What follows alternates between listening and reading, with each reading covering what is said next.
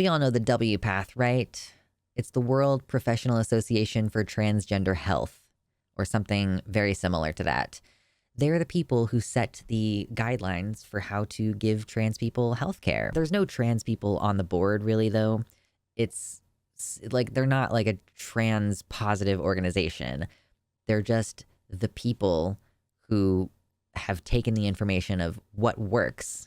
Does psychotherapy work to relieve trans people's stress, or does transition help? And because more often transition works, they issue the official guidance saying, yes, we should support transition. We should give people this healthcare. We should give teenagers puberty blockers because according to the evidence, it has these XYZ positive effects. So yeah, WPATH is what they're called.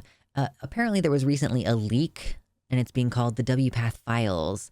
Some posts from a forum, like it's a document from Aaron in the Morn says, conservative activists released a document purported to expose, quote, the worst medical scandal in history. If you're enjoying this video, hit the like button, maybe subscribe, hit all notifications if you want. Feel free to check out the links in the description. You might find some merch you like, or you can hit up the Patreon to support the content and find free stuff. It was a set of selectively cherry-picked and often decontextualized forum posts from an internal bulletin board in WPATH, where doctors could ask one another questions and share clinical observations. Aaron went through and fact-checked this document, which featured 37,000 words of editorial commentary, and she found there were 216 instances of errors, misrepresentation of data and citations, misrepresentations of the actual leaked material, and more. A number which is continuing to grow the more people scrutinize this document. One section in particular caught Aaron's eye, and that's what we're going to be covering today. The authors seemingly expressing frustration that trans regret rate is so low, going so far as to call it, quote, suspicious that trans people are so happy. The section in question, like many other sections, frames something in the leaks that could otherwise be read as positive, being, quote, actually scandalous. So Marcy Bowers, in a discussion about detransitioners, notes that regret rates tend to be very low for trans care. Another post weighs in that in 25 years, they have seen 600 patients and only 4 detransitioners. Those two leaks obviously dispute the idea that trans people are filled with regret and that transition does not make people happier. So this editorialization goes with this other tactic saying that it's, quote, suspicious that trans people are so happy. Here's the quote. This section is titled Suspiciously Low Regret Rates. Quote, this reluctance to acknowledge regret may stem from a reluctance to confront the consequences of trans people's own choices. In the first follow-up study, so they're basically saying like, the only way to explain the low regret rate is because those people who regret it are not willing to discuss it. They're not willing to confront the consequences of their own choices, saying in the first follow-up study of patients, at the time referred to as transsexuals. There are so many weird typos in here.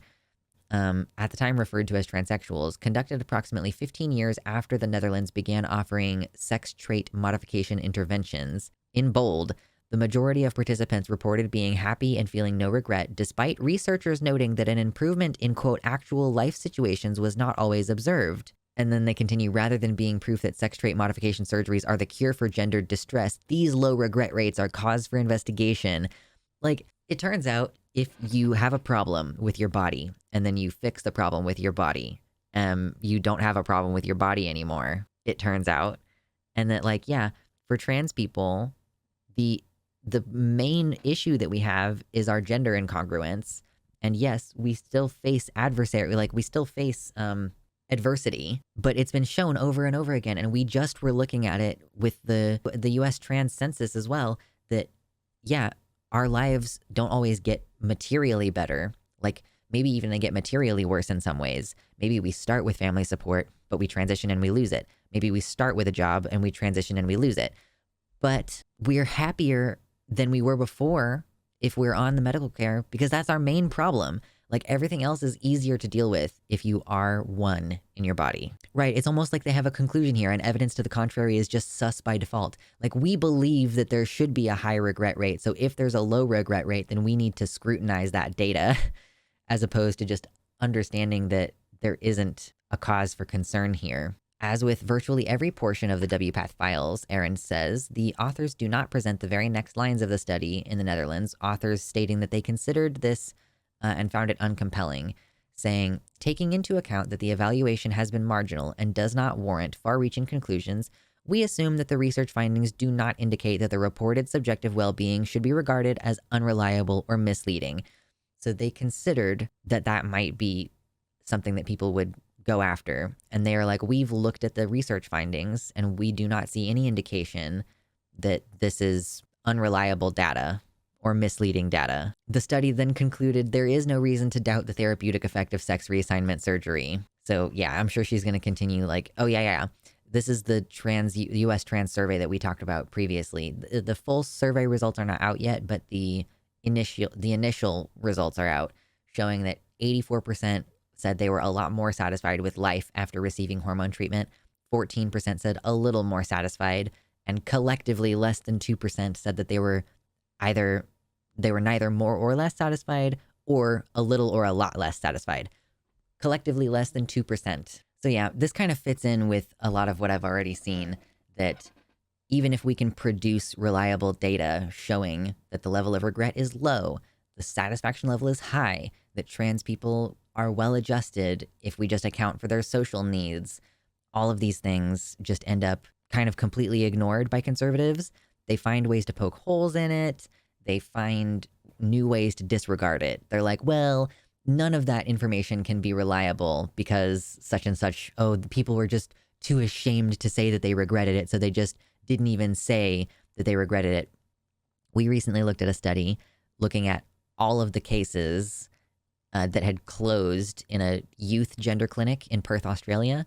Like, so 552 of the cases closed, and like the overwhelming majority of those closed because they aged out and went to the adult health care. Like only 20 some odd people were removed from the pool of trans people before like receiving medical care. And it just goes to show, yeah, like, and so there's no way for that study to have a lack of follow-up, like people refusing to say that they regretted it because they were looking at like who left this clinic, who closed their account with this clinic. And of the 552, only 4 of them didn't have a conclusive reason for leaving. Anyway, go watch that video if you want to see some more detail about that. Much love to my patrons, especially Tiago Nascimento, Mersh Rolvog, Michelle Frateroli, Amanda B., Wellington Marcus, Michelle Winter, Danielle McDonald, DZXN, Suzanne Maynard, Spooky Heather Sylvia,